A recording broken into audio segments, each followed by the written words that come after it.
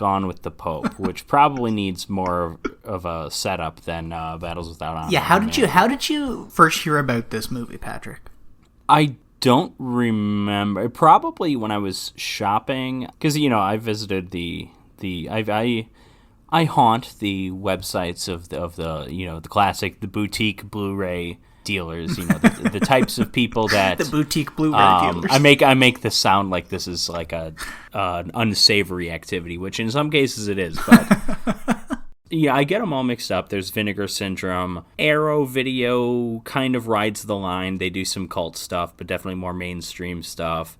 Synapse Films. There's one I'm forgetting. And then, of course, Grindhouse Releasing. Grindhouse Releasing is a company. It was co-founded by Sylvester Stallone's son, Sage Stallone, who is no longer with us. And if you've seen Rocky V, he is one of the stars of Rocky V. He's absolutely terrible in that movie, but, the guy's rest in peace, of course. But, yeah, so this movie, I want to save the backstory, or what I know of the backstory for when we get to it, because I think there's a lot of interesting things. My takeaway from Gone with the Pope is it's more interesting than entertaining. Yes, but I want to express something to you. So I know we've spoken about Gone with the Pope, and you explained to me what Gone with the Pope was, and I totally forgot that you explained to me. And when I looked it up on Tubi, which both of our movies are on Tubi, mine's mislabeled, but whatever. When I looked it up on Tubi, it said 1975. And when I looked up Gone with the Pope, it said 2010.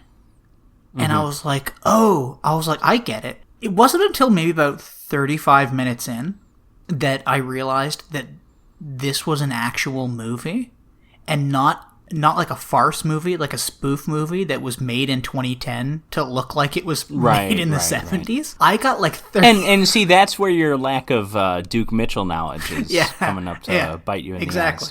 Because I will prep this by saying I'm only covering one movie, but I did in fact watch two movies, because I also watched Bela Lugosi Meets a Brooklyn Gorilla, because that is, of course, a film that Duke Mitchell starred in his prime, and I felt like I needed to get a sense of who Duke Mitchell was as an entertainer, not just as a weirdo independent filmmaker who makes weird 70s mafia movies, because that wasn't all of what he was. He was other things. Not only does Duke Mitchell sound like a fake name, a little bit, but could we call him like the Neil Breen of his era? There's a resemblance, the two of them. Yes, yeah, both physically and mentally. Well, yeah, I meant physically. I don't know. I think he's just an interesting filmmaker. He did one other movie, I think, which I'm dying to see. It's also on Tubi. Okay, so as promised, hinted a little bit at the background of Gone with the Pope, so I'm going to get into it more here before we really jump into the plot. Gone with the Pope is a film that was made in 1975-76 by director Duke Mitchell, who was a lounge singer who, I guess just in the 70s, just wanted to finance his own independent gangster movies. He made, I think, two of them. There's this, obviously, which wasn't released for decades. And then there's also Massacre Mafia Style, which came out, I think, in 74. So that was, I guess, made before that. That's also really been released by Grindhouse Releasing, although that did see a release actually in the 70s, as far as I know. The story goes with Grindhouse Releasing. Grindhouse Releasing is founded by Bob Murawski and Sage Stallone. Bob Murawski is a film editor. He's edited some Sam Raimi movies. He has a credit on The Hurt Locker. Oh. And Sage Stallone, of course, the son of Sylvester, who was the obnoxious kid in Rocky V, unfortunately. Passed away recently, passed away young. I think it was a drug overdose, age of 36. Jeez.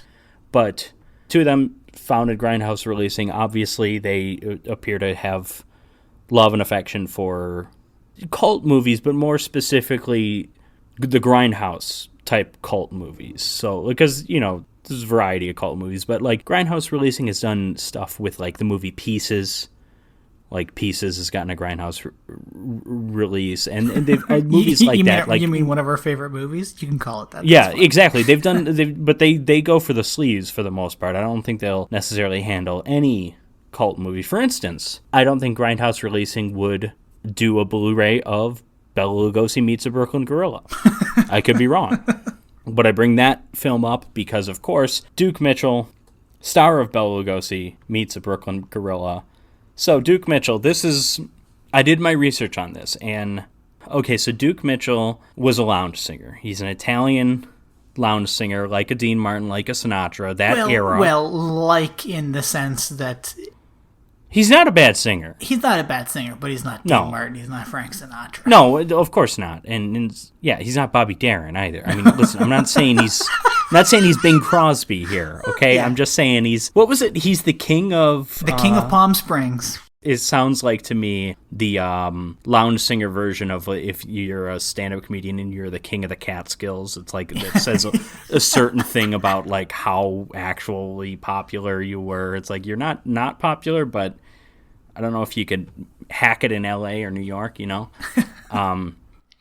But so Duke Mitchell, he has a passing resemblance to Dean Martin, looks-wise, supposedly. I don't really see it. No. But he meets up with another lounge singer / almost like borderline vaudevillian comedian named Sammy Petrillo. And at the time, Martin and Lewis are the biggest comedy duo in the world. And this is something that I think people our age might need to be reminded of, because we now think of Dean Martin as just Rat Pack singer, priest in Cannonball Run. Like you don't really think of the Jerry Lewis connection, but they were a comedy team. They did movies, they did lounge type stuff. And the comedy act, as far as I can tell, was Dean Martin would sing, and he'd be like a classy and maybe a little drunk, because Dean Martin does the drunk thing really well.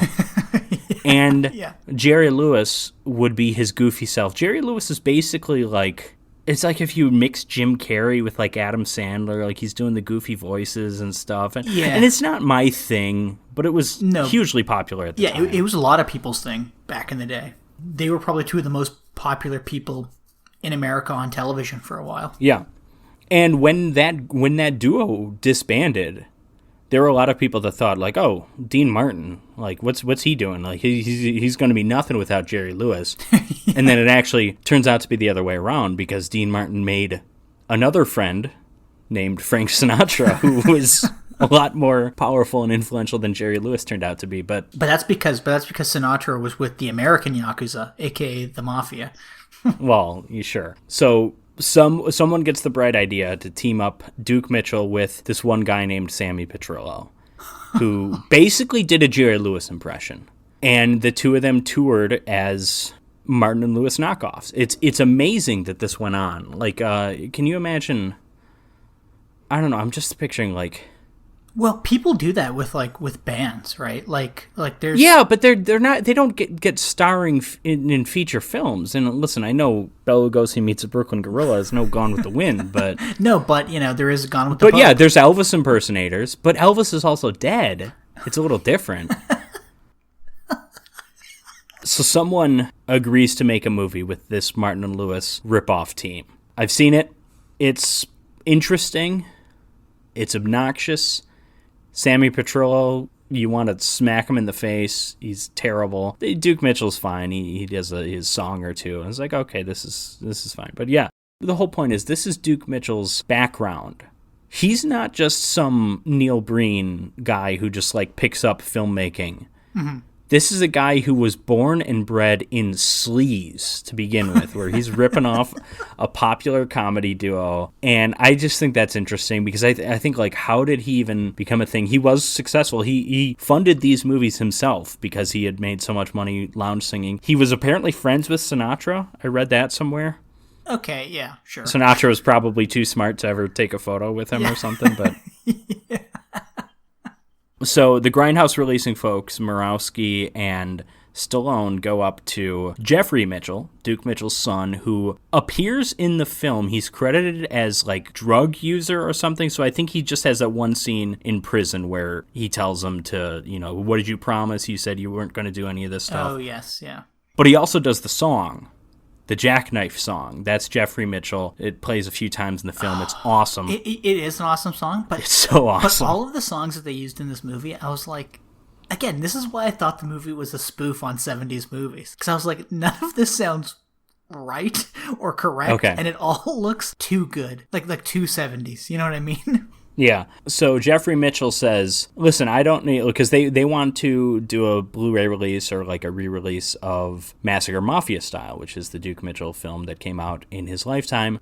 And Jeffrey Mitchell's like, I don't know if I can help you with that, but there's this other movie that he made that never got released. And they're like, holy shit, did we strike gold here? And with Gone with the Pope, I think it's debatable if they did, but I'm going to say they did.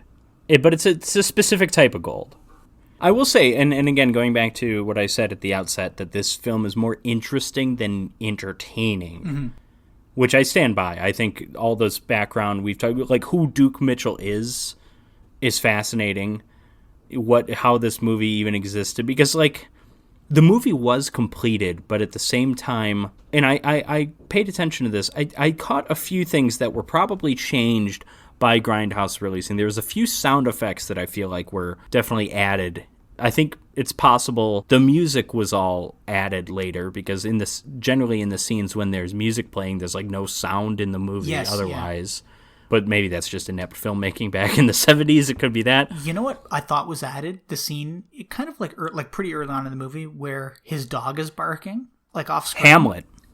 Yeah. His dog, Hamlet. Or actually, I don't even think it's his dog. I think it's the girlfriend's the woman's dog. Yeah. Whatever. Yeah. But it's barking, and then he goes, quiet down. Just sit down.